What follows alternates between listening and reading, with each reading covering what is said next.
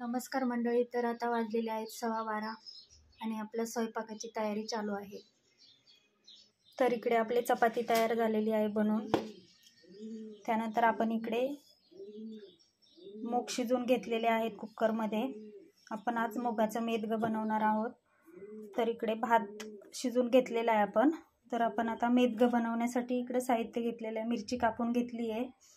त्यानंतर थोडासा कांदा घेतला आहे. लसणाच्या पाकळ्या कापून घेतल्या आहेत. त्यानंतर मोहरी, जिरं. तर वरती आपण पातेलं ठेवलेलं आहे आणि तेल गरम करायला ठेवलेलं आहे. तर आता आपण तेलामध्ये मोहरी टाकणार आहोत. त्यानंतर थोडंसं जिरं टाकणार आहोत. त्यानंतर आपण इकडे लसूण सोलून घेतलेला आणि अर्ध्या पाकळ्या केलेल्या आहेत त्या फोडणीला टाकणार आहोत.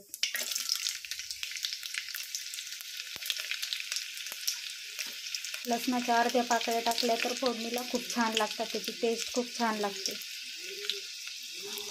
तर त्यानंतर आपण आता त्यामध्ये मिरची कापून घेतलेली आहे ती टाकणार आहोत.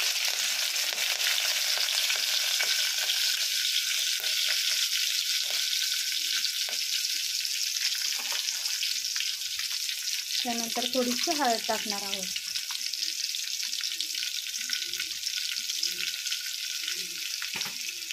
आणि थोडासा कांदा टाकणार आहोत.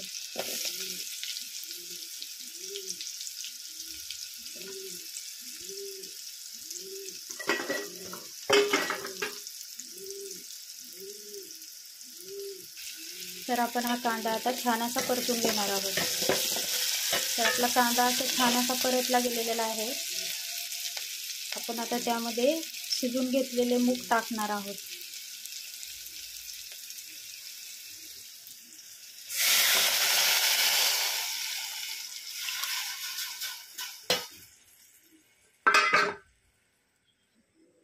तर आपण त्यामध्ये थोडीशी कोथिंबीर टाकणार आहोत आणि चवीनुसार मीठ टाकणार आहोत.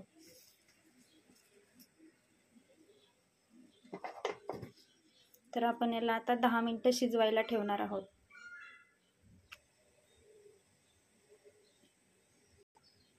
तर अशा प्रकारे आपलं मेदगं शिजून झालेलं आहे.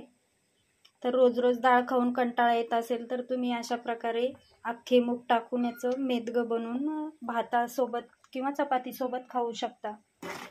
तर ते खाण्यासाठी खूप टेस्टी असतं. तर तुम्ही चपातीसोबतही खाऊ शकता किंवा भातावर टाकूनही खाऊ शकता.